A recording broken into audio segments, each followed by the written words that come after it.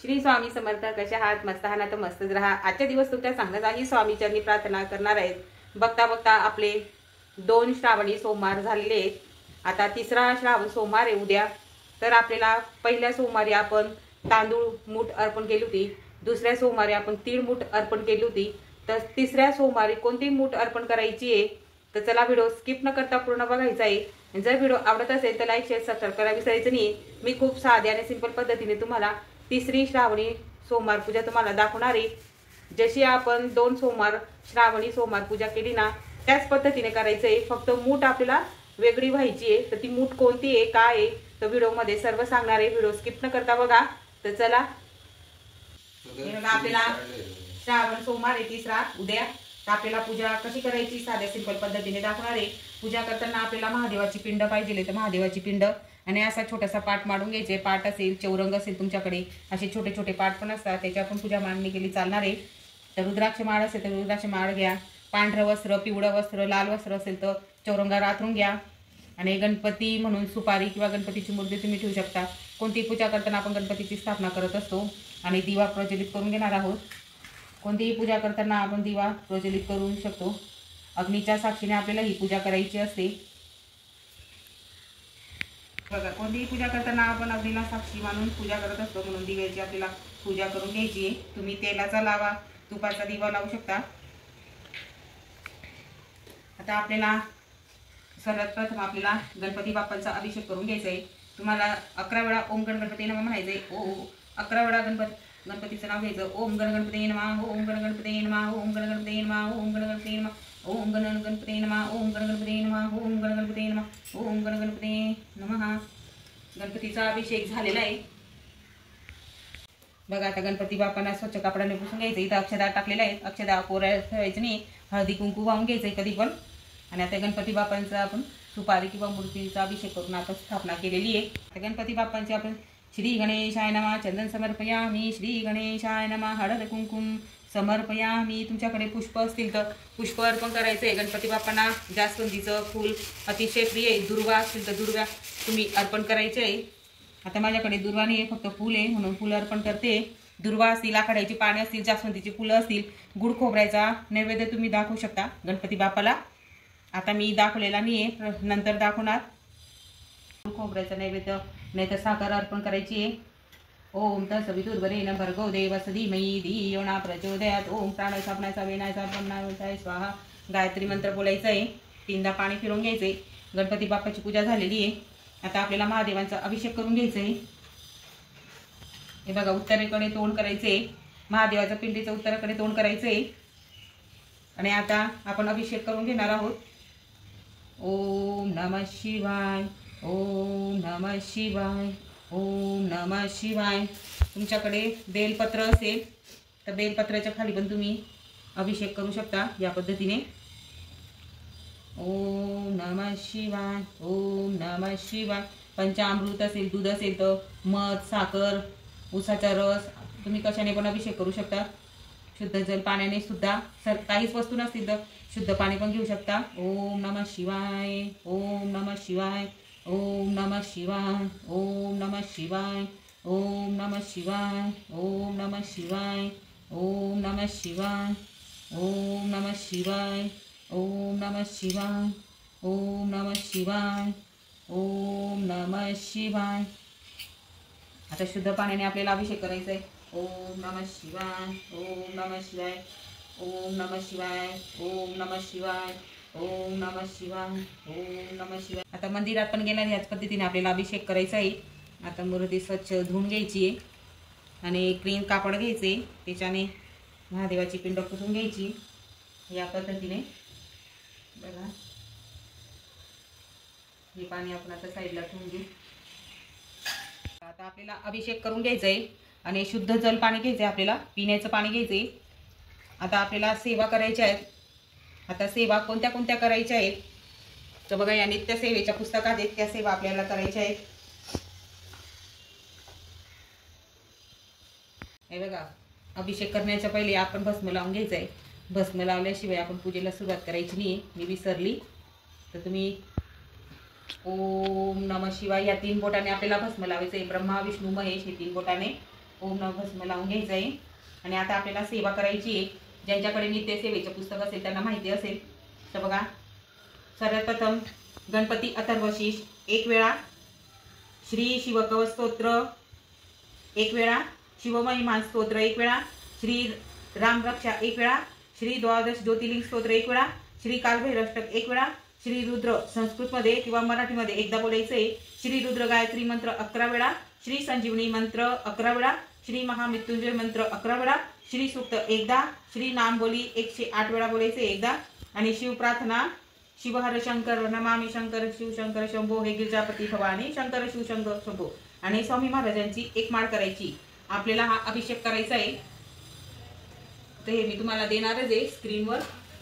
कोणती सेवा आहे? ते अभिषेकचं पाणी ना, अभिषेक झाल्यानंतर ज्या काही आता सेवा सांगितल्या त्या सेवा झाल्यानंतर हे पाणी आपल्या घरातील व्यक्तींना द्यायचंय. आणि थोडंसं पाणी आपल्या घरामध्ये शिंपडून घ्यायचे. निगेटिव्ह ऊर्जा असेल काही तर ती निघून जाईल. आणि आपल्या कुटुंबाच्या अंगावर पण डोक्यावर थोडं थोडं शिंपडून घ्यायचं हे पाणी. आणि प्राशन करायला द्यायचे आपल्या घरातल्या व्यक्तींना. आणि आजारी व्यक्ती असेल तर त्याला नक्कीच द्या हे पाणी. अमृत समान हे पाणी आहे. ज्याचा आपण अभिषेक केलेला आहे ते पाणी अमृत समान असतो. तर अभिषेक झाल्यानंतर आपल्याला आता काय करायचंय? तर चला, आता आपला अभिषेक झालेला आहे. ते पाणी आपण प्राशन करून घ्यायचे. त्याच्यानंतर स्वच्छ कापडाने मूर्ती पुसून घ्यायची. खाली बेलपत्र असेल तर बेलपत्र, नाही तर अक्षदा घ्यायचं आहे खाली ठेवायला.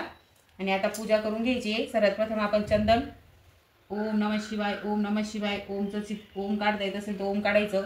भस्म लावून घ्यायचं आहे. ओम नमः शिवाय, ओम नमः शिवाय, ब्रह्मा विष्णू महेश 3 बोटाने भस्म लावून घ्यायचं आहे. आणि इथं सुंदरी, पार्वती, गणेश, इथं पण आपण चंदनचे असे बोट लावून घ्यायचे. इथं चारी बाजूने आपण गणपती बाप्पा, लक्ष्मी, पार्वती जिथून पाणी वाहतं ना तिथं पण लावून घ्यायचंय. चंदन भस्मचं पण बोट लावून घ्यायचे. छोटीशी पिंड असेल तर असं या हाताने. आणि इथं पार्वतीचं स्थान असतो जिथून पाणी वाहत असतं तिथे हळदी कुंकू वाहून घ्यायचंय. आपल्याला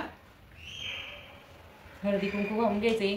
आणि तुमच्याकडे पांढरे फुलं असतील तर पांढरे फुलं, पिवळे, जे पण महादेवाला म्हणजे आवडत असतील ते बेलपात्र घ्यायचे.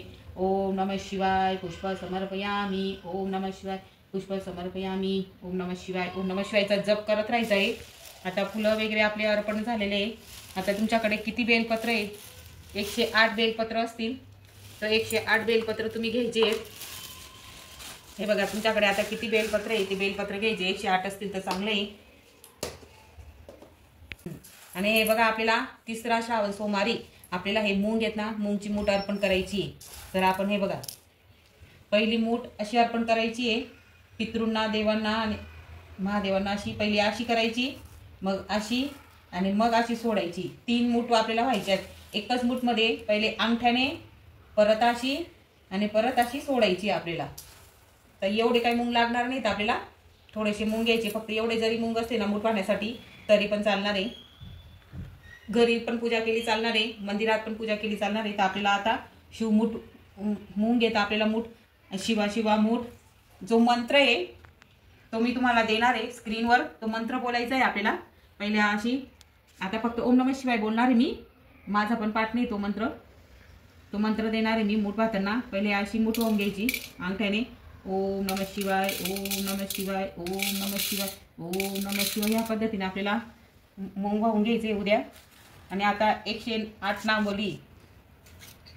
नावली ते बोलून आपल्याला बेलपत्र व्हायचे.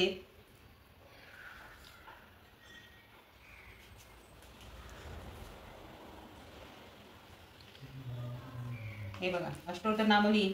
आता इथं बोलायचं ओम नमः शिवाय, ओम महेश्वराय नमः, ओम शंभवे नमः. असे आपल्याला 108 बेलपत्र व्हायचे. आणि तुमच्याकडे जर एकच बेलपत्र असेल तर कसं व्हायचं? ओम नमः शिवाय बोलायचं, उचलून घ्यायचं आणि हातात ठेवायचे.